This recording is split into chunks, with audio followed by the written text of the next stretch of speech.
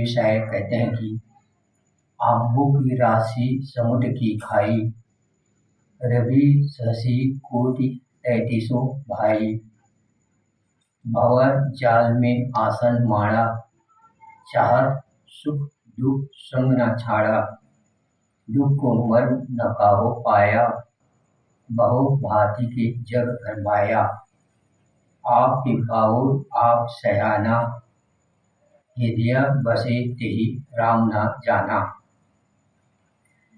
तेहि हरि ते ठाकुर तेहि हरि के दास, न यम भय न जामिनी भामिनी चली निराश। सदगुरु कबीर साहब कहते हैं कि आंबों की राशि समुद्र की खाई, जैसे समुद्र की गहराई में पानी का अथाह सागर भरा होता है, वैसे अनंत विश्व ब्रह्मांड जड़ करणों से भरा है। यथा यह संसार एक विशाल सागर है। हे भाई, इसमें सूर्य चंद्रमा और 33 करोड़ देवता इसमें चक्कर काट रहा है। यथा रवि शशि कोटि तैंतीसों भाई, रवि सूर्य शशि चंद्रमा कोटि 33 कोटि देवता विशाल संसार में समाया हुआ है। भंवर जाल में आसन माड़ा, चाहत सुख दुख न संग छाड़ा। सभी जीव ने संसार सागर के भंवर जाल में आसन जमा रखा है। वे चाहते तो हैं सुख, परंतु दुख का उनका साथ नहीं छोड़ता है। बहुत दुख को मर न काहो पाया, बहु भांति की जग भरमाया। सदगुरु कबीर साहब 300 पंक्ति में कहते हैं कि कोई यह नहीं समझ पा रहा है कि दुख का रस क्या है एवं दुख क्यों हो रहा है। जगत के जीव अनेक प्रकार के उलझे हुए भटक रहे हैं। अंतिम पंक्ति में सदगुरु कबीर साहब कहते हैं कि आप ही बाउर आप सयाना। आप ही बाउर यानी आप पागल और आप सयाना स्वयं है। जैसे कि हृदय बसे तेहि राम न जाना। हृदय यथा अपनी अंतरात्मा की आवाज जो राम आप स्वरूप स्वयं उसको न पहचाने। मनुष्य अपने स्वरूप को न समझकर स्वयं पागल बना हुआ है, और जब अपने स्वरूप का समझ लेता है तब वह स्वयं ज्ञानी हो जाता है। लोग यह नहीं समझते हैं कि जो हृदय में चेतना निवास करता है वही परम राम है। राम आपका स्वरूप है। सदगुरु कबीर साहब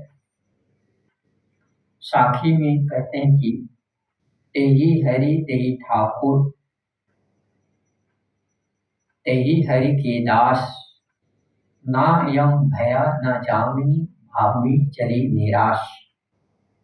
वह ही हरि है, वह ही स्वामी है, और वही भूलवश अपने से अलग हरि मानकर उसका सेवक बनता है। तेहि हरि तेहि ठाकुर तेहि हरि स्वयं ज्ञान स्वरूप भगवान है।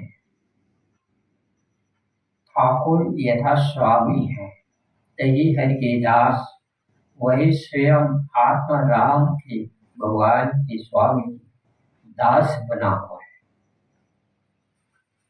परंतु व्यक्ति को अपनी आत्मा से भिन्न कोई ऐसा हरि नहीं है जो मिलता हो, इसलिए ऐसे लोगों को लक्ष्य प्राप्ति में न उनका संयम काम देता है और न इस विषय में जमाना करने वाले एवं जिम्मा लेने वाले गुरु काम देते हैं।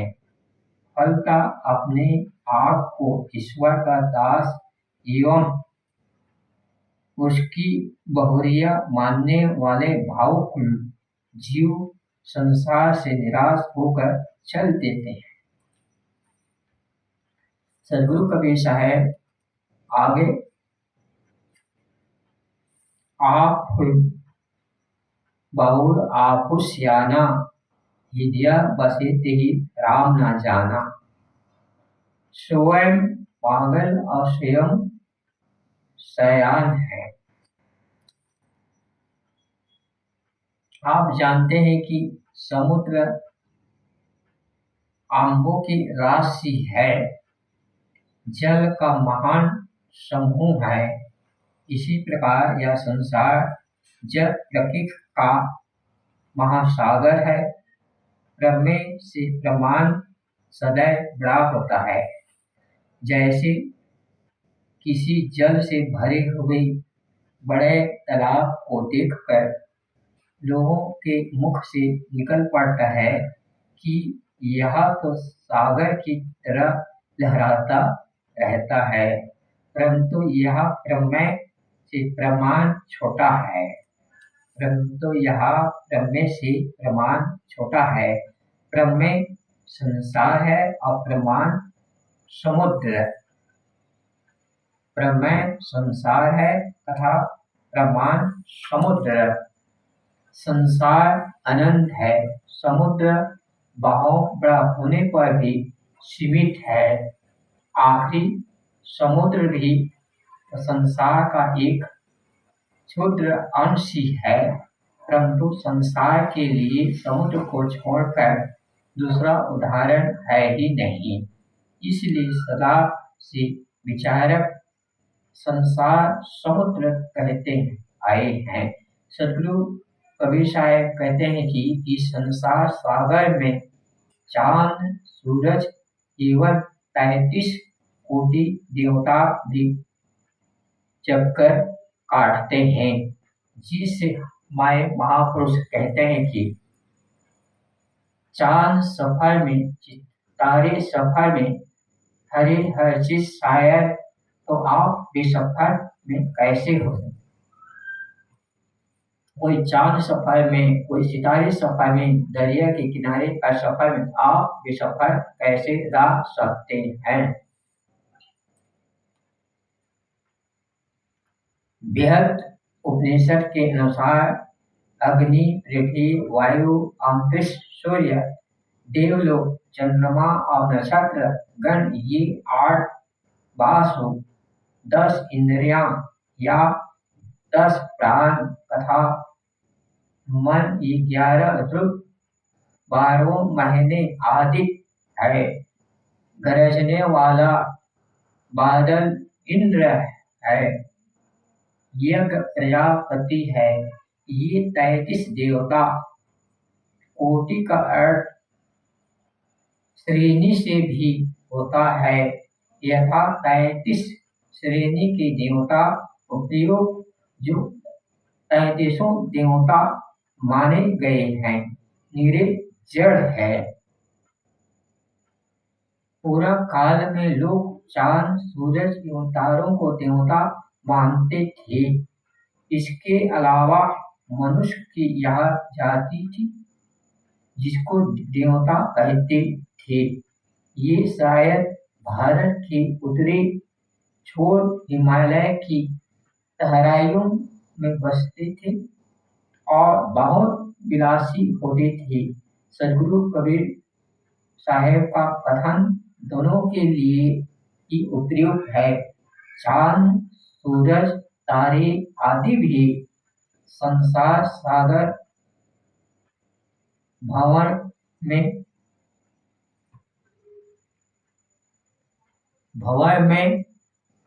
घूम रहे हैं और देवता नाम के विविध मानव भी संसार सागर में भटकने वाले थे। सदगुरु कबीर ने साखी प्रकरण में उन्होंने कहा कि भंवर जाल बहुजाल है, बूढ़े बहुत अचेत, कहीं कभी ते बाँचे हैं जाके हृदय विवेक। जिस साखी व्याम्बे कहा का भंवर जाल तथा बहुजाल, दो जालों का वर्ण किया है। भंवर जाल का अर्थ है स्थूल प्राणी पदार्थों का मोह जाल तथा बहुजाल का अर्थ वाणी जाल एवं शास्त्र जाल। जीव भंवर जाल में पड़कर विषम होता है तथा बहुजाल में पड़कर नाना कल्पनाओं में भ्रांति होता है। भंवर जाल खानी जाल तथा बहुजाल वाणी जाल है। यह सदगुरु कबीर साहेब भंवर जाल में आसन मारा यथा विषय वासनाओं के जाल में जीव ने आसन जमा रखा है। यहाँ का भंवर जाल व्यापक अर्थ लिए हुए हैं। गहरे पानी में जगह जगह भंवर होते हैं। हवा का पानी बुलाई में चक्कर काटता रहता है। इस संसार सागर में जल परमाणु की क्रिया रूपों में भंवर में नाना पदार्थों का निरंतर निर्माण एवं विनाश होता रहता है।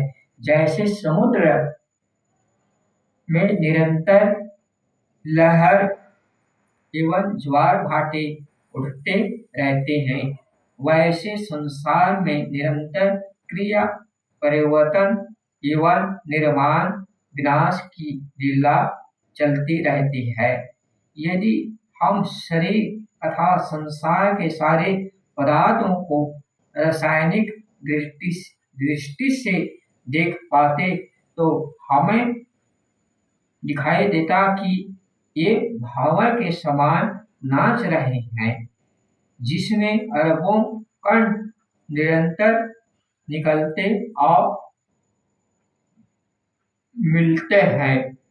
जिन आपने या अपने प्रियजनों के शरीरों को हम बड़ा सत्य मानते हैं, वे जड़ कणों का एक भंवर है। प्राणियों के सारे शरीर, मकान, मशीन एवं सारे दृश्यमान पदार्थ असंख्य जड़ सूक्ष्म जड़ कणों से भंवर है अथवा हमारे जितने संसारिक सुख के साधन हैं, सब तो भंवर की तरह बदलने वाले हैं और इन्हीं में हमने अपना आसन जमा रखा है। इसलिए सदगुरु कबीर साहब कहते हैं कि चाहत सुख दुख संग न छाड़ा। हम तो चाहते हैं कि सुख, लेकिन दुख हमारा पिंड नहीं छोड़ता है। कल्पना करें कि हा हा हा हा हा हा करते हुए अथाह समुद्र की निरंतर लहरों के झकझोर में हम पड़ जाएं तो हमारी क्या दशा होगी। परंतु इससे कहाँ अधिक जीव संसार की लहरों में पड़ा नाच रहा है। अविद्यावश उसको कहीं छोड़ नहीं मिलता। ऐसी स्थिति में सुख कहाँ है, शांति नहीं मिलती है। जहाँ सब कुछ क्षणभंगुरता है, वहाँ पर जमकर जो बैठना चाहेगा और समुद्र के फेन सदृश भोगों में स्थायी सुख चाहेगा, उसको केवल दुख मिलने वाला है। यही को सदगुरु कबीर साहब कहते हैं कि चाहत सुख दुख संग न छाड़ा। चाहते हैं तो सुख, लेकिन दुखदायी कर्म को नहीं छोड़े। आगे सदगुरु कबीर साहब कहते हैं कि दुख को मर्म न काहो पाया, बहु भांति की जग भर माया। चाहते हैं कि कोई यह भेद नहीं जान पाता है कि मैं सुख चाहते हुए भी दुख क्यों पा रहा हूँ। हर नव युवक को यह आशा रहती है कि धन मकान पत्नी बच्चे आदि इकट्ठे हो जाने पर मैं पूर्ण सुखी हो जाऊंगा। इस आशा से आदमी आधी जिंदगी इनको पाने की तैयारी में लगाता है और वह पढ़ता लिखता है। इसके बाद इन चीजों का संग्रह करता है। संग्रह हो जाने के बाद वह देखता है कि सुख की उपेक्षा दुख अधिक बढ़ गया। सामान्य की बात की छोड़िए, कितने धनी लोग कहते हैं कि हम बहुत दुखी हैं। उनसे पूछा जाता है किस बात का दुख है, वह इसका उत्तर नहीं दे पाते हैं। वह कहते हैं कि समझ में नहीं आता है कि दुख क्यों है। मन अशांत है इसलिए दुख है। मन क्यों अशांत है इसका उत्तर भी उन्हें नहीं सूझता है। वस्तुतः मन की अशांति सबसे बड़ा दुख है और मन इसलिए अशांत होता है क्योंकि हमें हर समय हर प्राणी पदार्थ के विनाश का भय है। प्रिय लोग विमुख न हो जाए, कोई मर न जाए, शरीर में रोग न लग जाए, व्यापार रुक न जाए, नौकरी छूट न जाए, खेती डूब न जाए, धन का नाश न हो जाए, कोई एक्सीडेंट ना हो जाए, सारे अनुकूल पदार्थ बढ़ते क्यों नहीं है इत्यादि सदैव सब कुछ की विनष्ट का भय लगा रहता है। भोगों की भोगते हुए भी उनमें मन तृप्त नहीं होता है।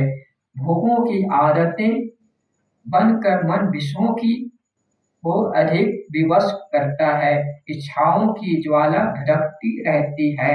भोग पदार्थ को भोगने से इच्छाएं बनती तथा पुष्ट होती है और इच्छाओं के वशीभूत होकर जीव पुनः भोगों की क्रियाओं की धारा में बहता है।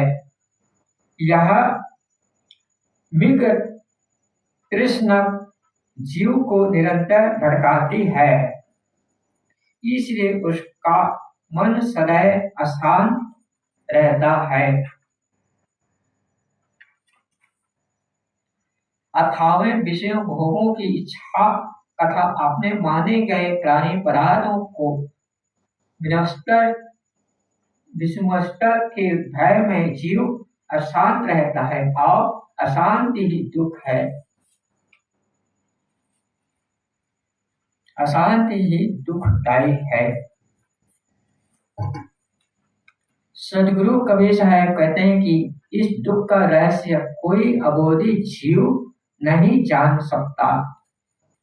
अबोध राग उपत्ति करम वो विरास नाथ, शुद्ध जीव बंधन रहित जन्म मरण रहित रास, जिसे सदगुरु विशाल देव जी कहते हैं।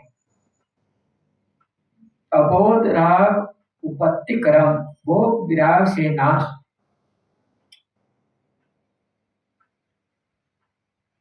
इस दुख का रहस्य कोई अबोधी जीव नहीं जान सकता। केवल प्राणी पदार्थों का संग्रह सुख साधन नहीं दे। अच्छी समझदारी और यथार्थ बोध से ही मनुष्य दुख से मुक्त हो सकता है अथवा सच्चे अर्थ में सुखी हो सकता है, परंतु इसके अभाव में वह संसार के केवल अर्थ में सुखी हो सकता है, परंतु इसके अभाव में वह संसार में केवल भटकता है। बहु भांति के जग भर माया, जीव अनेक उलझनों में उलझ कर भटकता है। जिसका मन उलझा हो वह हर जगह उलझता रहता है। अंदर बाहर परिवार में समान हर जगह उसके लिए भटकाव है। प्रश्न होता है कि क्या इस जीव को कोई शैतान भटका दिया है और क्या कोई भगवान इसे ज्ञानी बना देता है। सदगुरु कबीर साहब कहते हैं कि ऐसी बात नहीं। आप ही बाहुर आपु सयाना, आगे कहते हैं आप ही बाहुर आपु सयाना।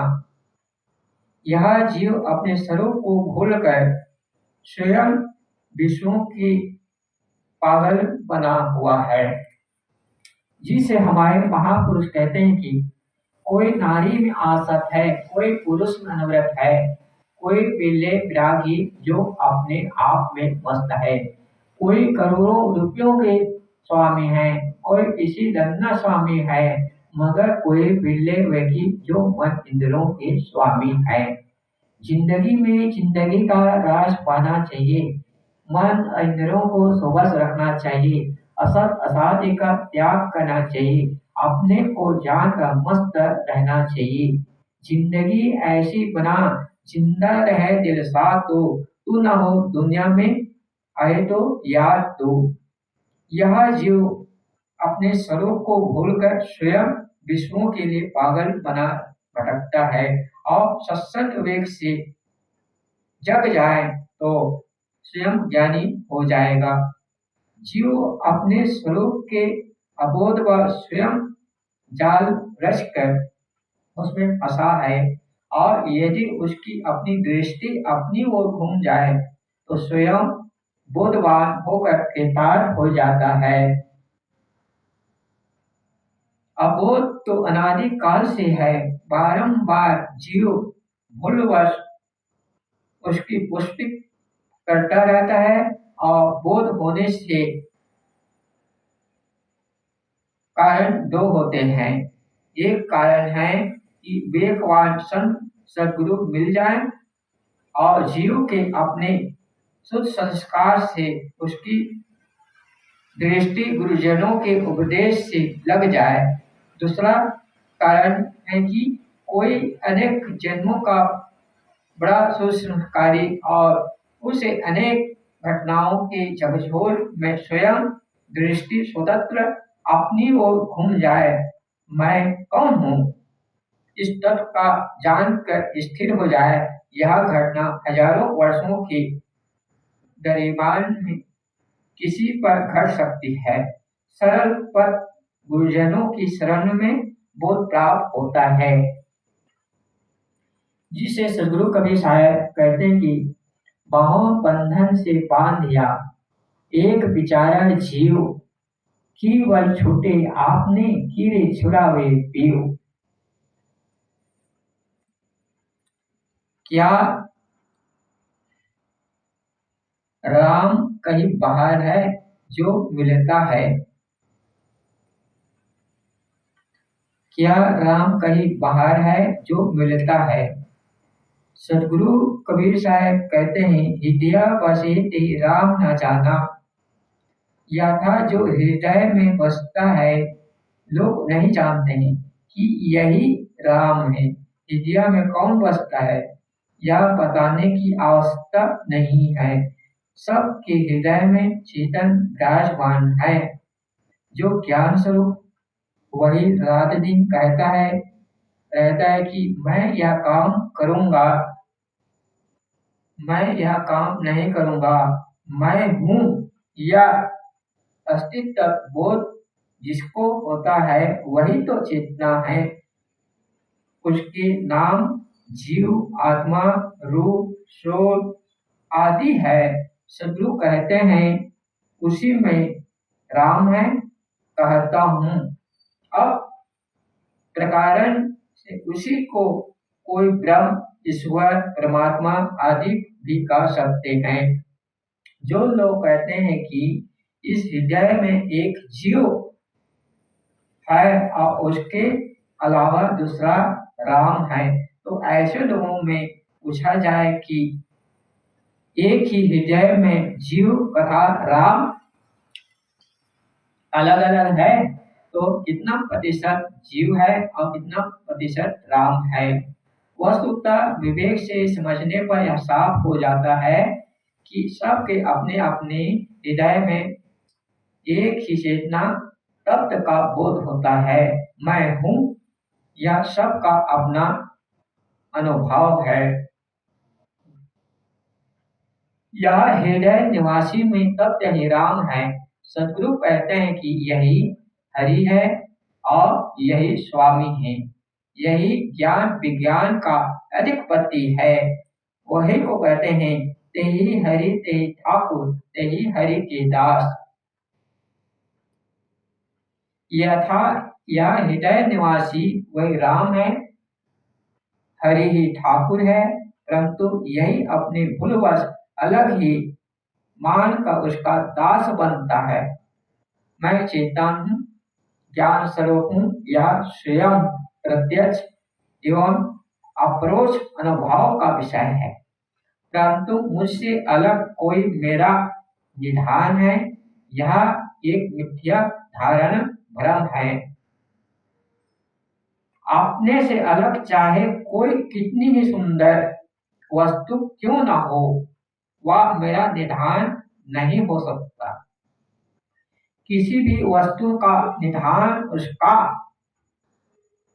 अपना स्वरूप ही हो सकता, अर्थात अपने लक्ष्य एवं निधान की अलग मानने वाले भावुक की तथा यहाँ निराश होकर जाना पड़ता है। ऐसी अवस्था में ना उनका संयम काम देता है, जिसे महापुरुष कहते हैं कि संयम असंयम तुम्हें सब कही, पहला असो दूसरा सो किसी भूलो ना कही, पर न प्रथम तुमको झुकावेगा अभी, तुम यदि अभी न संभलोगे तो फिर न संभलोगे कभी। तो निराश होकर जाना पड़ता है। ऐसी अवस्था में ना उनका संयम काम देता है, ना साधना, तथा ना वे गुरु लोग काम देते हैं, ना ईश्वर दर्शन कराने या ईश्वर से मिलाने के जमादार बनते थे।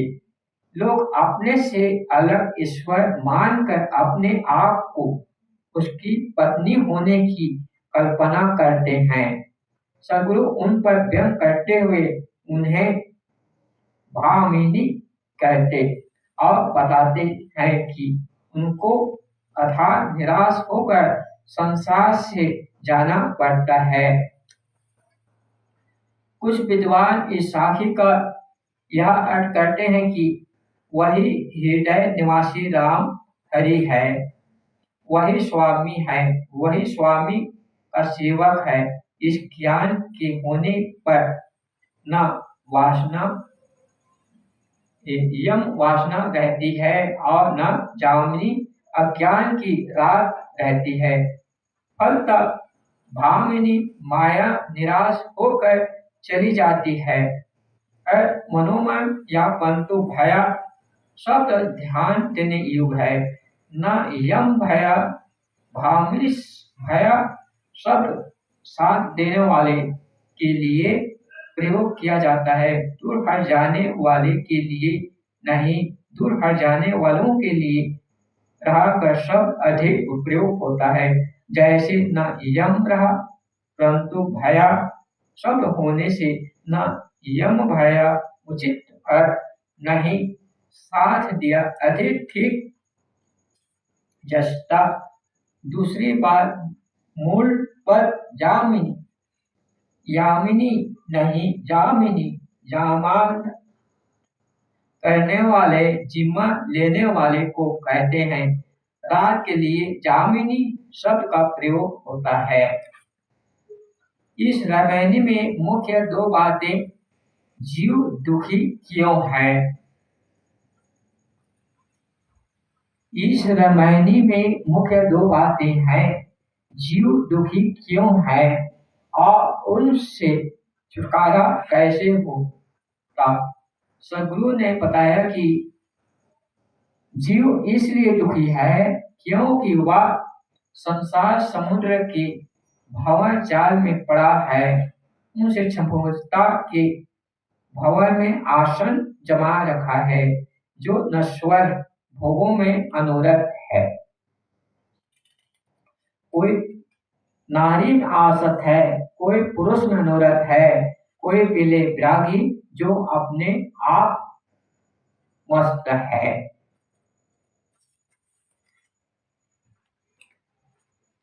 सदगुरु ने दुखों से छुटकारा छूटकर चिरंतन सुख शांति का रास्ता बताया कि तुम्हारे अपने स्वरूप में निवास करने वाला तुम्हारा अपना चेतन स्वरूप ही राम है। वह अविनाशी है, वही परमात्मा है, वही अपने आप का स्वामी है। यथा तुम क्षणभंगुर विषयों का राग छोड़कर अपने अविनाशी राम में लगो, यही राम भजन है। जिस पद को वह समझे और जीवन में साधन पद पर लगे तब जीवन में कल्याण का काम हो सकता है। काम अच्छा कर लो, अच्छी जिंगानी आपकी, लोग भी सीखे श्रवण सुनकर कहानी आपकी। जब तलक है जिंदगी कुशल न होगी काम से, कुछ समय ऐसा निकाल लो प्रेम कर लो राम से। यहाँ नेकी बदी तो रास्ते हैं गौर से सुन लो, तुम्हें चलना है जिस मार्ग में अपना रास्ता चुन दो। मगर चलने से पहले सोच लो अंजाम क्या होगा, भलाई का भला होगा और बुराई का बुरा होगा। इसलिए हमें और आपको चाहिए कि हम जहाँ भी रहें अच्छा काम करें।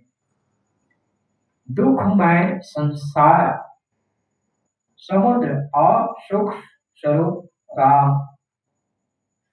आंबू की राशि समुद्र की खाई, रवि शशि कोटि 33 भाई।